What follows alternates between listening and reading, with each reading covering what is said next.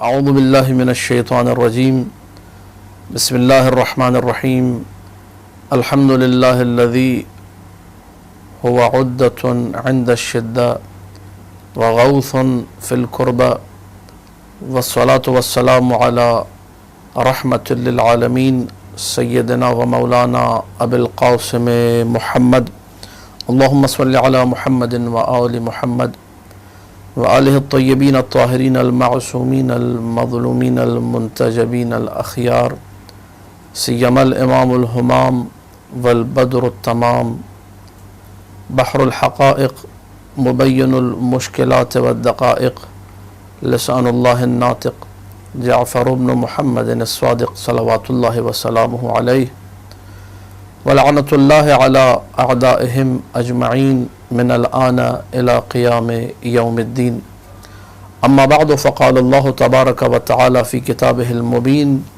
بسم اللہ الرحمن الرحیم وسیعلم الذین ظلموا ای منقلب ینقلبون۔ ناظرین کرام، سورہ شعراء کی آخری آیت کی تلاوت کا شرف حاصل کیا، جس کی تفسیر میں میرے مولا امام محمد باقر علیہ الصلاۃ والسلام کا ارشاد گرامی ہے وَسَيَعْلَمُ الَّذِينَ ظَلَمُوا آلَ مُحَمَّدٍ حَقَّهُمْ أَيَّ مُنْقَلَبٍ يَنْقَلِبُونَ۔ ان قریب وہ لوگ جان لیں گے کہ جنہوں نے آل محمد کے حق پر ظلم کیا، ان کے حق کو غصب کیا، کہ ان کا کیا ٹھکانہ ہے۔ یہ آیت وہ آیت ہے جس آیت کی تلاوت حسین ابن علی کے کٹے ہوئے سر نے کی تھی، اور اس سے ملتی جلتی اور بھی بہت آیات ہیں، بہت سی آیات ہیں قرآن مجید میں جن میں جہاں جب ظلم کا تذکرہ ہوا تو میرے مولا نے فرمایا یہاں پر ظلم سے مراد آل محمد پر ڈھائے گئے مظالم ہیں۔ رسول اکرم کے بعد کا جو زمانہ ہے، مخصوصاً اس زمانے کو جب دیکھا جائے، چاہے تیم و عدی کی حکومت ہو یا بنو امیہ کے پہلے خلیفہ عثمان ابن عفان کے زمانے سے لے کر آخری خلیفہ مروان حمار تک کا زمانہ، یا بنی عباس کے پہلے خلیفہ ابو العباس صفاح کے زمانے سے لے کر آخری خلیفہ عبداللہ المستعصم باللہ کے زمانے تک، جتنے خلفاء بنو امیہ اور بنو عباس رہے، ان سے پہلے کے جو خلفاء رہے، کسی نے کوئی کسر نہ چھوڑی آل محمد پر ظلم ڈھانے کی، آل محمد کو ایذا پہنچانے میں، آل محمد کو اذیت پہنچانے میں کوئی کسر نہ چھوڑی، جتنی اذیت دے سکتے تھے انہوں نے دی۔ امام جعفر صادق صلوات اللہ وسلامہ علیہ کا زمانہ بڑا عجیب ہے۔ 83 ہجری 17 ربیع الاول جمعہ کا دن فجر صادق کے وقت امام صادق صلوات اللہ وسلامہ علیہ کی ولادت نورانیہ ہوئی، اور 148 ہجری شوال کا مہینہ، اب مورخین میں اختلاف ہے کہ 15 شوال یا 25 شوال، دونوں تواریخ شیعیان حیدر قرار مناتے ہیں اور منانی چاہیے۔ اس دن شہادت واقع ہوتی ہے۔ رجب کا شوال کا مہینہ ہے، اور بعض نے رجب کے مہینے کو بھی شہادت کے حوالے سے ذکر کیا ہے۔ بہرحال شیعیان حیدر قرار جس تاریخ میں چاہیں اس شہادت کو منا سکتے ہیں اور اس امام ہمام کا ذکر کر سکتے ہیں۔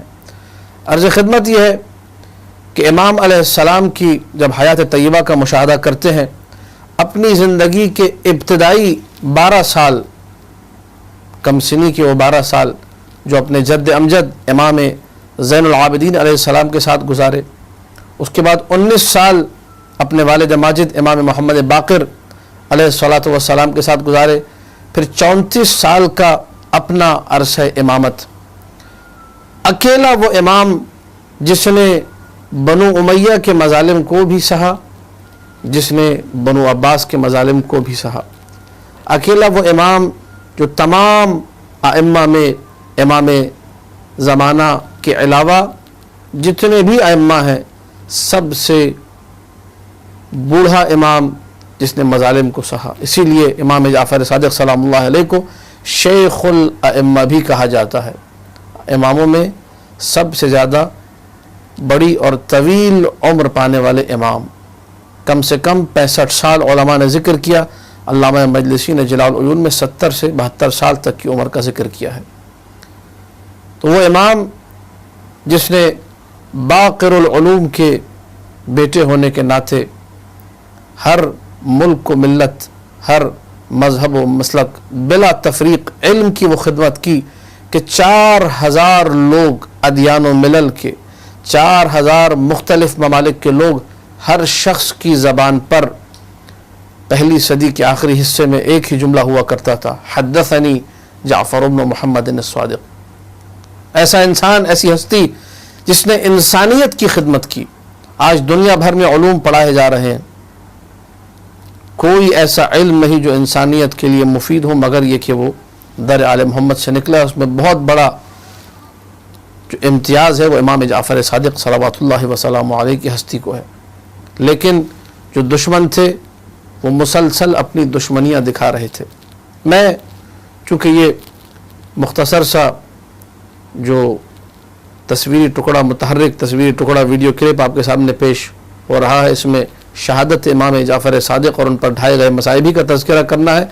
اور اس حوالے سے عرض کروں کہ روایات بے شمار ہیں، روایات بہت زیادہ ہیں. علامہ مجلسی نے جلال العیون میں ذکر کیا 5 مرتبہ، اور اس سے زیادہ بھی روایات ہمارے پاس ہیں کہ امام جعفر صادق کو قتل کرنے کا منصور دوانقی نے ارادہ کیا. اور اس قتل کے علاوہ جو کئی گستاخیاں انجام دی، قتل کی سازش کے علاوہ جو اذیتیں دی وہ الگ ہیں. کبھی مدینہ میں اپنے بندے کو بھیج کر گھر میں چاروں طرف سے آگ پھینکوائی، اور جب گھر کو آگ لگ گئی تو امام جعفر صادق یہ کہتے ہوئے گھر سے نکلے، انا ابن ابراہیم خلیل اللہ، میں ابراہیم کا بیٹا ہوں. جب ابراہیم کے لیے آگ ٹھنڈی ہو سکتی ہے تو میرے لیے بھی ٹھنڈی ہو سکتی ہے. لیکن کیا عالم کرب رہا ہوگا، کتنی اذیت ہوئی ہوگی اہل بیت کو کہ جب کسی گھر میں آگ لگی ہو، کس طریقے سے گھر والے، کس طریقے سے محارم، کس طریقے سے خواتین ایک کمرے سے دوسرے کمرے کی طرف دوڑ رہی ہوں گی. وہ کیا کرب، وہ کیا مصیبت، وہ کیا اذیت ہوگی، اس کو امام جعفر صادقی سے پوچھا جا سکتا ہے. کئی مرتبہ امام کے جد امیر المؤمنین سلام اللہ علیہ کو ان کے سامنے ناسزا کہا گیا. امالی توسی دوسری مجلس میں یہ روایت تحریر کی ابو جعفر توسی رحمۃ اللہ علیہ نے کہ راوی یہ کہتا ہے کہ جب محمد و ابراہیم عبداللہ ابن حسن کے بیٹوں کو قتل کیا گیا تو منصور اللعین نے ایک شخص کو مدینہ کا گورنر بنا کے بھیجا جس کا نام شعبہ ابن اقال تھا. شعبہ ابن اقال جب مدینہ پہنچا تو پہلے ہی جمعے میں جو جمعہ آیا تو اس نے سارے مدینے والوں کو جمع کیا اور اس کے بعد ممبر پر گیا حمد و ثنا، اور حمد و ثنا کے بعد یہ کہنے لگا، ان علی ابن ابی طالب شق عصا المؤمنین، شق عصا المسلمین وحارب المؤمنین. علی ابن ابی طالب نے اتحاد بین المسلمین کو پارا پارا کیا. علی ابن ابی طالب نے مؤمنین سے جنگ کی، وطلب الامر لنفسہ، اور اس حکومت کو اپنے لیے چاہا. پھر اس کے بعد وہ جملے دہرانا نہیں چاہوں گا، جو گستاخیاں اس نے کی حوالہ میں نے دے دیا، آپ لوگ پڑھ لیجئے. جب اس نے یہ ساری گستاخیاں کی تو گورنر بن کر آیا تھا، ظالم بادشاہ کی طرف سے گورنر تھا، کسی میں جرأت نہ تھی شعبہ ابن اقال ملعون کو کوئی جواب دیتا. راوی یہ کہتا ہے کہ ایسے میں نے دیکھا کہ مسجد میں ایک شخص کھڑا ہوا جس کے تن پہ پرانا لباس تھا. اس نے حمد و ثنا کے بعد کہا شعبہ ابن اقال کو مخاطب کر کے کہ تو نے جس خیر کا ذکر کیا ہم اس خیر کی اہلیت رکھتے ہیں، اور جس برائی کی تو نے ذکر کی، تو اور جس نے تجھے گورنر بنا کے بھیجا ہے، تم دونوں اس کے لیے سزاوار ہو. اس کے بعد اس شخص نے پکار کر کہا ارجع معذوراً، پلٹ جا اس عالم میں کہ تو بدبختی کو اپنے لیے خرید چکا ہے، گناہوں کو اپنے لیے خرید چکا ہے. مذموماً، تیری مذمت ہو رہی ہے. اگرچہ اس کو کوئی جواب دینے والا نہ تھا لیکن سب اس کو برا ہی سمجھ رہے تھے. جس لب و لہجے میں اس شخص نے گفتگو کی، جس لب و لہجے میں اس شخص نے پکار کر جواب دیا، تو اس وقت اس گورنر شعبہ ابن اقال کے پاس کہنے کو کچھ نہ تھا. فبہت الذی کفر، چپ چاپ ممبر سے اترا اور مسجد سے نکل کر چلا گیا. جب میں نے پوچھا یہ کون ہستی ہے, یہ کون شخص ہے, اس نے ایک حاکم کو, ایک گورنر کو چپ کرا دیا. تو مجھے بتایا گیا ھذا جعفر ابن محمد ابن علی ابن حسین ابن علی ابن ابی طالب صلوات اللہ وسلامہ علیہ, یہ جعفر صادق ہے. یہ جعفر صادق کے مصائب میں سے ایک مصیبت ہے کہ ان کے جد امجد کو ان کی نگاہوں کے سامنے, ان کی سماعت کے سامنے برا کہا جائے, ان کی شان میں گستاخی کی جائے, بدزبانی کی جائے. لیکن میرے مولا نے یہاں پر احتجاج کیا اور تاریخ نے اس احتجاج کو ریکارڈ کیا. لیکن بہت سارے ایسے مقامات تھے جہاں پر دشمن یہ چاہتا تھا کہ اپنی پھونکوں کے ذریعے سے اس نور الہی کو بجھا سکے, لیکن اللہ کا ارادہ کچھ اور تھا. کئی مرتبہ کی سازش منصور دوانقی, کئی لوگ جاتے منصور دوانقی کے پاس شکایت لگاتے. اس روایت کو الخرائج والجرائح میں قطب الدین راوندی نے ذکر کیا ہے. مولا امام رضا علیہ الصلوۃ والسلام سے روایت مروی ہے کہ ایک شخص آیا مولا امام جعفر صادق علیہ السلام کے پاس, کہنے لگا کہ آپ اپنے آپ کو بچائیے, اپنی نجات کا بندوبست کیجئے, آپ کی شکایت دربار میں لگا دی گئی ہے. جیسے اس نے یہ کہا فتبسم, میرے مولا امام صادق علیہ السلام مسکرائے اور کہنے لگے جب اللہ کسی چھپی ہوئی فضیلت کو آشکار کرنا چاہتا ہے, کسی ایسی حجت کو بیان کرنا چاہتا ہے کہ جس کا انکار کیا گیا, تو کسی حاسد کو اس پہ معمور کر دیتا ہے. وہ اپنے حسد کے چکر میں اظہار فضیلت کا باعث بن جاتا ہے. یہیں بیٹھو, ابھی حکومتی کارندے آتے ہوں گے, مجھے لے کر جائیں گے, اور پھر قدرت الہیہ اور اللہ کی نشانیوں کا نظارہ کرنا. وہ شخص کہتا ہے تھوڑی دیر میں منصور دوانقی کا قاصد آ گیا اور لے جانے لگا. میرے مولا کو میں بھی ساتھ چلا. جب دربار میں پہنچے تو دیکھا منصور دوانقی غضب کے عالم میں بیٹھا ہے اور کہنے لگا اے جعفر, میں نے سنا تم لوگوں سے اپنے لیے بیعت لیتے پھر رہے ہو, تم مسلمانوں کو ہلاک کرنا چاہتے ہو, تم مسلمانوں کا اتحاد پارا پارا کرنا چاہتے ہو. جب منصور نے یہ ساری باتیں کی تو میرے مولا نے کہا جس نے بھی کہا ہے یہ جھوٹ کہا ہے. علامہ مجلسی نے جلال العیون میں اسی روایت کو مختلف انداز سے ذکر کیا اور فرمایا کہ میرے مولا نے یہ کہا کہ میں نے بنو امیہ کے زمانے میں یہ کام نہیں کیا جب میں جوان تھا, آج جب میں بوڑھا ہو چکا ہوں میں یہ کام کروں گا. اس وقت اس نے کہا کہ نہیں, جس شخص نے مجھے خبر دی ہے اگر میں اس سے قسم اٹھواؤں, اس نے قسم کھا لی تو پھر میں تمہیں چھوڑوں گا نہیں. قتل کے ارادے پر مصمم تھا. مولا نے کہا بلایا جائے اس شخص کو. اس شخص کو جب بلایا گیا اور ایک دربان نے آ کر کہا کہ میں اس سے قسم اٹھواتا ہوں, کہنے لگا کھاؤ قسم, واللہ باللہ تاللہ. میرے مولا نے کہا ایسے قسم نہ کھاؤ, قسم کھانی ہے تو ایسے کھاؤ. ان کنت کاذبا فبرئت من حول اللہ وقوتہ ولجأت الی حولی وقوتی.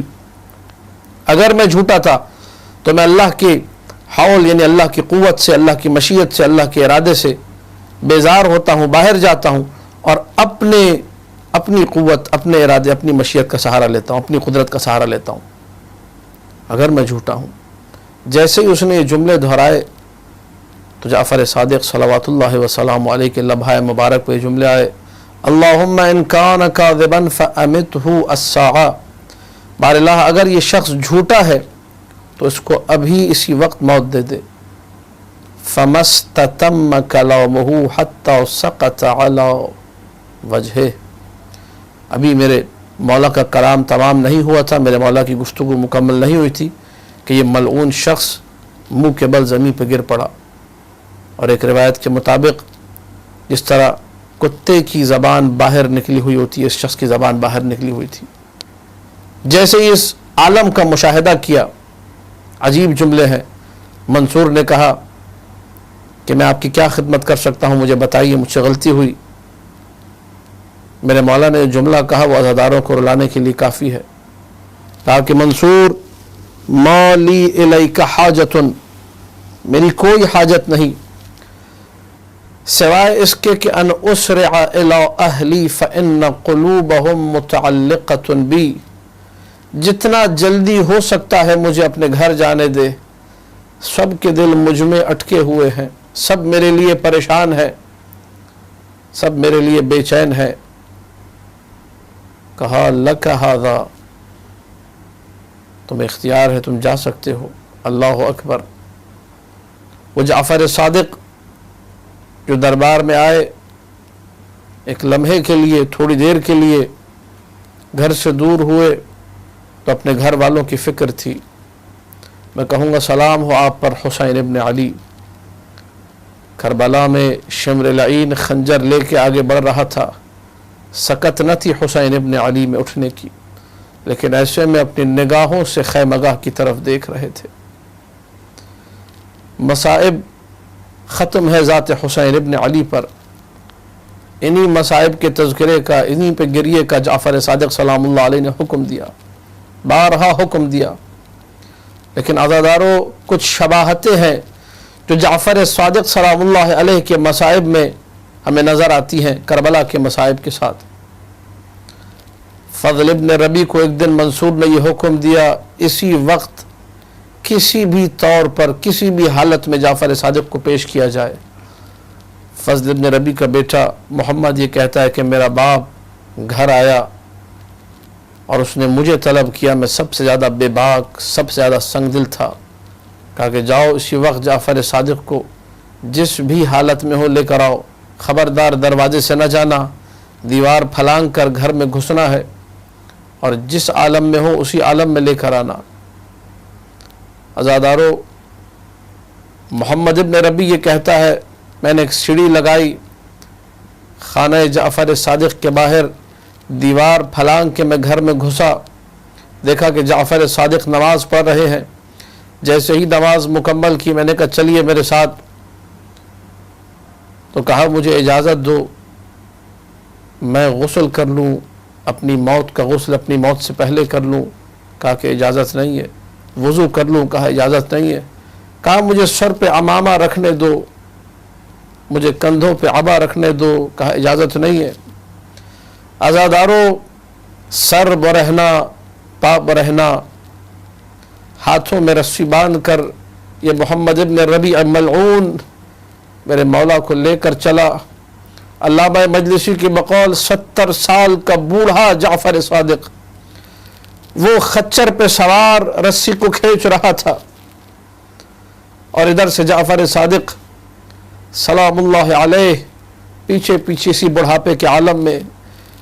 ایک لمحے کو جعفر صادق نے رک کر یہ کہا کہ میری حالت پہ رحم کھا، اب مجھ سے چلا نہیں جا رہا۔ اجرکم علی اللہ عظم اللہ اجورکم۔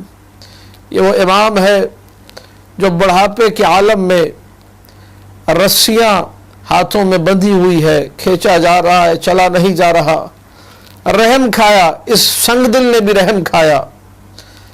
میں کہوں گا بڑی شباہتیں ہیں کربلا کے ساتھ، عزاداروں کے ذہن منتقل ہو چکے ہوں گے، لیکن ایک ایسا بھی امام نظر آتا ہے تو چل نہیں رہا تھا، صرف اسے دھوپ میں اتنا کھڑا رکھا گیا کہ وہ سائے کی تمنا کرتا رہا، مجھے سائے میں جانے دیا جائے۔ تب کوڑوں کی برسات ہوئی۔ نہ جانے اہل بیت کی کیسی کیسی مصیبتیں ہیں۔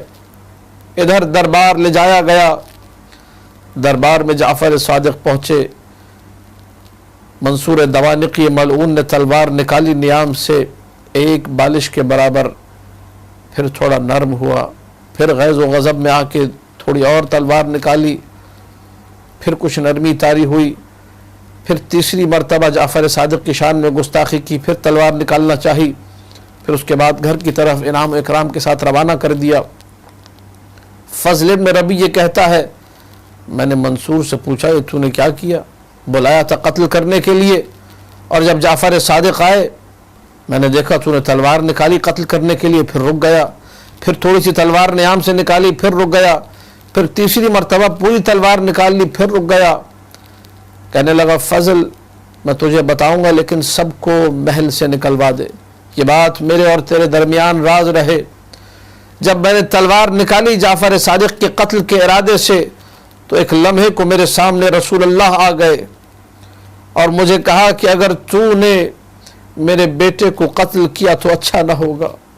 دوسری مرتبہ پھر میں نے تلوار نکالنا چاہی، پھر میرے سامنے رسول اللہ آ گئے، تیسری مرتبہ پھر رسول اللہ نے مجھے ڈرایا، پھر ڈر کے مارے میں نے جعفر صادق کو واپس کر دیا۔ عزاداروں 7 سے 8 یا 9 دفعہ قتل کی سازش ہوئی۔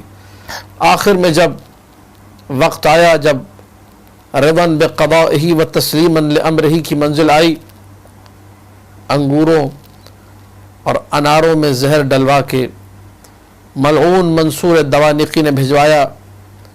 میرے مولا نے جب یہ زہر کھایا، یجود بنفسہ، تڑپ رہا تھا میرا مولا، ویتقیع، الٹیاں ہو رہی تھی، اخضر لونہ، جسم پورا ہری رنگت اختیار کر چکا تھا، جگر کے ٹکڑے ایک ایک کر کے مولا اگل رہے تھے۔ نہ جانے موسیٰ کاظم نے کیسے دیکھا ہوگا، لیکن یہ آل محمد کے لیے نیا نہ تھا۔ مولا حسن مجتبیٰ نے بھی اسی عالم میں اپنی زندگی کو ختم کیا تھا، اپنی زندگی کو تمام کیا تھا کہ زہر کے نتیجے میں جگر کے ٹکڑے کٹ کٹ کے گر رہے تھے۔ عزاداروں، کچھ ہی وقت گزرا، شوال کی 25 تاریخ 148 ہجری، یہ وہ عجیب دن تھا جب مدینے میں زلزلہ برپا ہوا۔ مدینے والوں کو اطلاع ملی کہ جعفر صادق اب اس دنیا میں نہ رہے۔ انا للہ و انا الیہ راجعون۔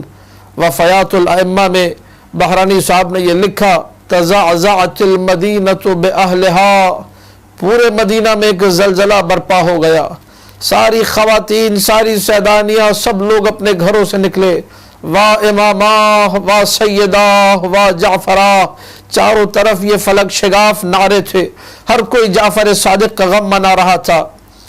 امام موسیٰ کاظم صلوات اللہ وسلام علیہ وا ابتاہ کے نعرے بلند کر رہے تھے۔ عزاداروں، لوگوں نے دیکھا موسیٰ کاظم رو رہے ہیں، لوگوں نے دیکھا اس کرب کے عالم میں میرے مولا نے جعفر صادق سلام اللہ علیہ کو غسل دیا، کفن پہنایا، ایک عظیم الشان جنازہ برپا ہوا۔ چاروں طرف لوگ غم کے عالم میں تھے، کرب کے عالم میں تھے۔ وہ کیفیت تھی جس کیفیت کو بیان نہیں کیا جا سکتا۔ جب جنازہ لے جایا گیا تو بقیع میں اپنے جد کے ساتھ، اپنے بابا کے ساتھ جعفر صادق کو مدفون کیا گیا۔ ہزاروں لوگوں نے شرکت کی اس جنازے میں، چاروں طرف غم غصے کی ایک لہر دوڑی ہوئی تھی، چاروں طرف ایک کرب کا عالم تھا۔ میں کہوں گا میرے مولا، آپ کا جنازہ اٹھا، بڑی شان سے اٹھا، چاروں طرف لوگوں نے تابوت کو کندھا دیا، چاروں طرف لوگوں نے موسیٰ کاظم کو پرسا دیا، لیکن ایک وہ بھی جنازہ تھا جو کربلا میں لاشے کی صورت میں پڑا ہوا تھا سرزمین کربلا پہ۔ کوئی جنازے کو اٹھانے والا نہ تھا، کوئی غسل و کفن دینے والا نہ تھا۔ ارے جو بچے تھے، جو لاوارث تھے، جن کا اب کوئی وارث نہ تھا سوائے خدا کے، ان کو کوئی پرسا دینے والا نہ تھا۔ ہاں، اتنا ضرور تھا کہ جیسے ہی العطش کی صدا بلند کرتے تھے حسین کے پیاسے بچے، تو کوڑوں کی صدائیں اس کے بعد بلند ہوتی تھی، تازیانوں کے بعد چیخوں کی آوازوں کی صدائیں بلند ہوتی تھی، چاروں طرف آہ و بکا بلند ہوتا تھا۔ الا لعنۃ اللہ علی القوم الظالمین وسیعلم الذین ظلموا آل محمد ای منقلب ینقلبون۔